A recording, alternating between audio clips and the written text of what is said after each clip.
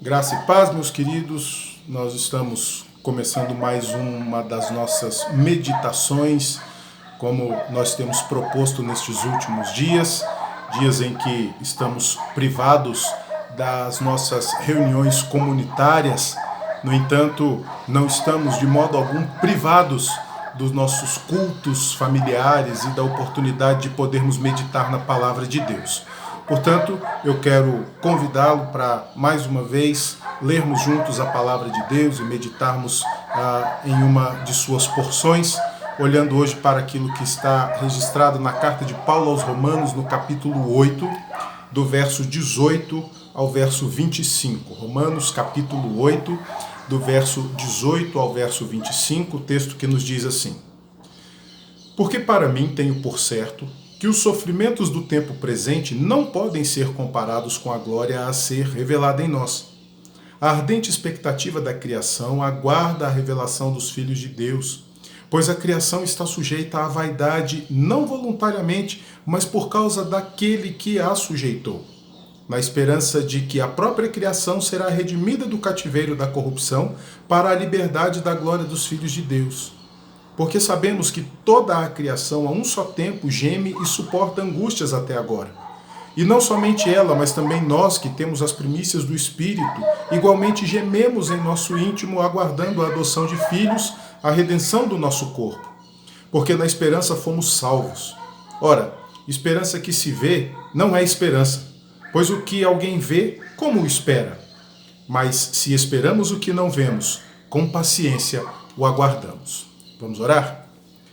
Senhor, nós te louvamos por mais esta oportunidade de nos colocarmos diante da Tua Palavra. Te louvamos, ó Deus, pelas experiências que o Senhor nos tem permitido viver e por tantos ensinos, ó Deus, que ela tem nos trazido. Te pedimos, ó Deus, que mais uma vez, ao lermos a Tua Palavra, sejamos orientados pela ação do Teu Santo Espírito a compreendermos aquilo que o Senhor mesmo quer nos dizer, confortando o nosso coração, nos alentando o coração, nos alimentando, e assim, ó Deus, que nós sejamos fortalecidos pela Tua Palavra mais uma vez e tenhamos condições de continuarmos nesta caminhada nos dias que o Senhor nos tem dado a viver aqui. Por isso, ó Deus, sê conosco. É o que te pedimos agradecidos em nome de Jesus. Amém.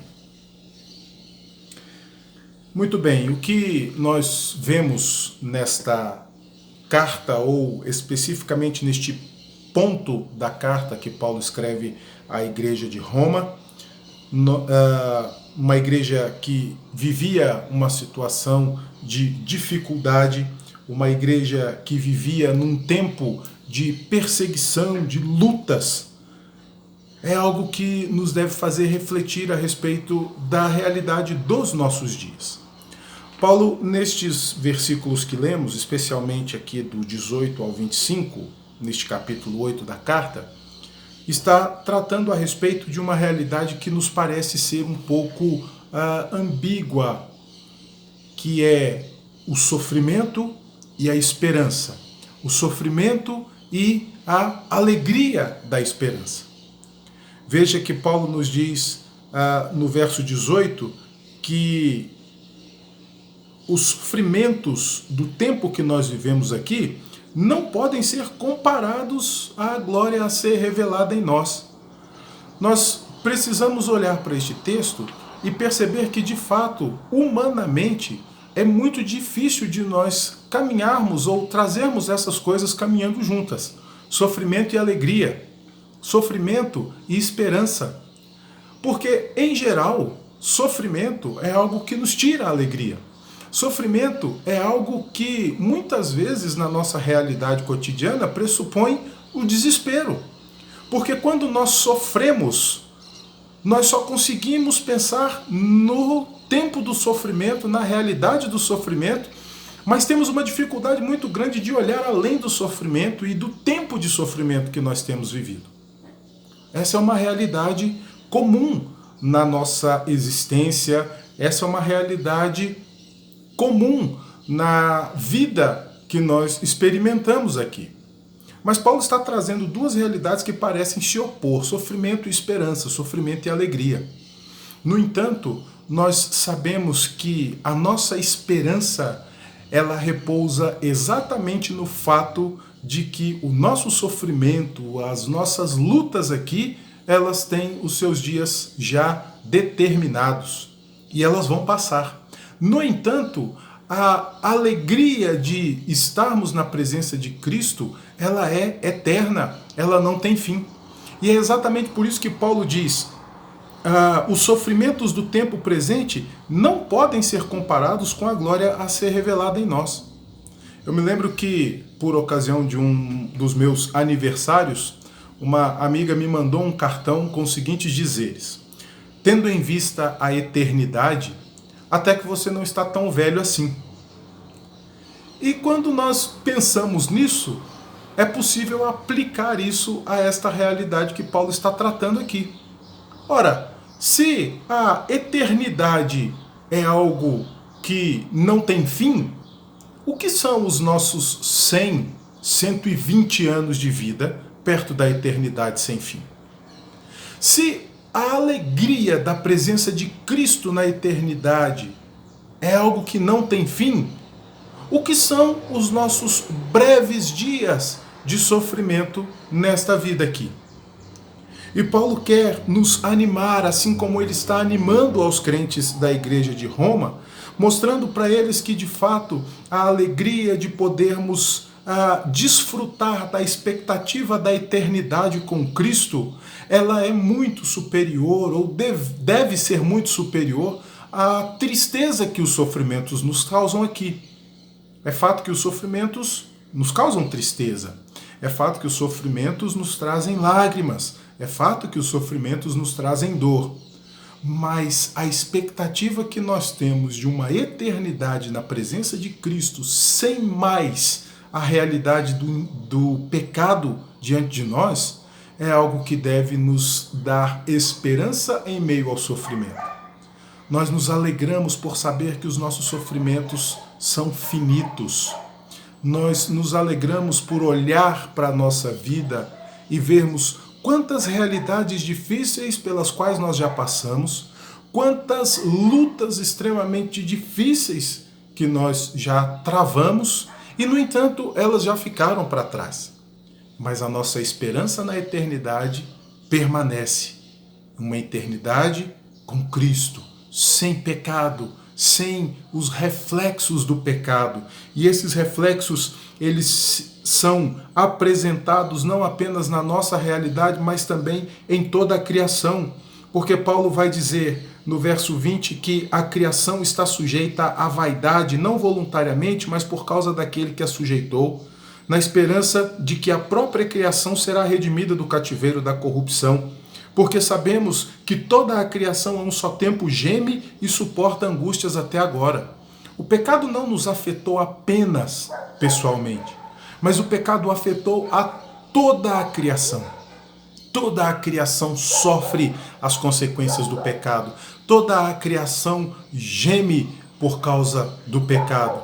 E é interessante que Paulo diz aqui que a criação não está sujeita à vaidade, e nós podemos olhar para esta expressão e vermos que há alguns similares desta expressão que poderiam ser também traduzidos do texto original ou do texto na língua original, que nos falam a respeito exatamente desta realidade de sofrimento. Nós temos uma definição muito específica sobre a realidade da vaidade, mas nós podemos perceber no texto bíblico que esta expressão, sendo traduzida por vaidade aqui, poderia ser também traduzida como uma realidade de sofrimento, uma realidade de limitação, uma realidade que não permite que essa criação que foi trazida à existência pelas mãos de Deus, agora tem estas limitações trazidas pelo pecado, assim como cada um de nós também sofremos esta realidade de limitação. Mas o fato é que Paulo está mostrando que é possível vivermos estas realidades aqui sem perdermos a alegria da esperança que há em nós, sem perdermos a alegria de saber que a nossa esperança está segura em Cristo, sem perdermos a alegria de saber que o nosso tempo aqui é finito e a nossa alegria é eterna. É interessante que Paulo nos mostra neste texto e neste contexto que, de fato, a nossa existência aqui é tão limitada que nós sequer deveríamos considerar como um fardo tão pesado o sofrimento que nós experimentamos aqui. Veja, quando ele escreve a sua segunda carta aos Coríntios, no capítulo 4, verso 17, Paulo diz assim: porque a nossa leve e momentânea tribulação produz para nós eterno peso de glória acima de toda comparação. Veja, Paulo trata do nosso estado aqui, da nossa tribulação aqui, como algo leve e momentâneo. O nosso sofrimento, por mais pesado que nos pareça, é tratado pelo apóstolo Paulo como um sofrimento leve. Por mais longo que ele nos pareça, é tratado pelo apóstolo como algo momentâneo. Vai acabar logo. E não é tão pesado assim, se nós considerarmos toda a glória que está reservada a nós. E eu gostaria de caminhar para o final desta reflexão, olhando para o que nos diz o verso 28 do capítulo 8 da carta aos Romanos. Sabemos que todas as coisas cooperam para o bem daqueles que amam a Deus, daqueles que são chamados segundo o seu propósito. Todas as coisas cooperam para o bem daqueles que amam a Deus. E se nós refletirmos acerca destas realidades tão novas para nós, que nós temos tido a oportunidade de experimentar, nós já vamos poder perceber quantos benefícios nós já alcançamos, pelo menos naquilo que se refere à nossa vida espiritual, naquilo que se refere ao nosso contexto de relacionamento familiar, naquilo que se refere a nós nos apercebermos da necessidade que temos de estarmos congregados em comunidade, cultuando publicamente a Deus. Essas coisas já podem ser percebidas por nós e nós podemos ver o quanto nós já podemos crescer, o quanto nós já podemos amadurecer, o quanto nós já nos enriquecemos a despeito das outras realidades que nos causam sofrimento, angústia, aflição, mas nós podemos perceber o quanto nós já fomos enriquecidos por estarmos vivendo os dias que estamos vivendo. E assim a nossa esperança deve seguir, a nossa esperança deve caminhar. Quanto tempo nós ainda vamos viver estas realidades? Não sabemos. Quanto tempo nós ainda haveremos de viver aqui, enfrentando não apenas esta, mas talvez outras tantas situações ainda no futuro, quem sabe mais difíceis do que as realidades que estamos vivendo hoje? Não sabemos. Mas a certeza que nós precisamos ter é de que o tempo que nós desfrutamos dele aqui é muito pequeno se comparado àquilo que nos está reservado. E a outra certeza que nós podemos ter é que todas as coisas cooperam para o bem daqueles que amam a Deus. Você pode olhar para estes últimos dias e enumerar quantas bênçãos Deus derramou sobre a sua vida, quantas bênçãos Deus derramou sobre a sua família, quantas realidades já puderam ser transformadas no seu cotidiano. Olhe para estas realidades e tente enumerar quantas bênçãos que Deus já dispensou na sua vida, na vida da sua família. Lembre-se do hino que nós cantamos. Conta as bênçãos, dize quantas são, recebidas da divina mão. Vem dizê-las todas de uma vez, e verás surpreso o quanto Deus já fez. Seja essa a nossa expectativa e que essa nossa expectativa nos traga a alegria de vivermos esperançosos, mesmo em meio a lutas tão difíceis. Que Deus, mais uma vez, te abençoe, abençoe a sua família.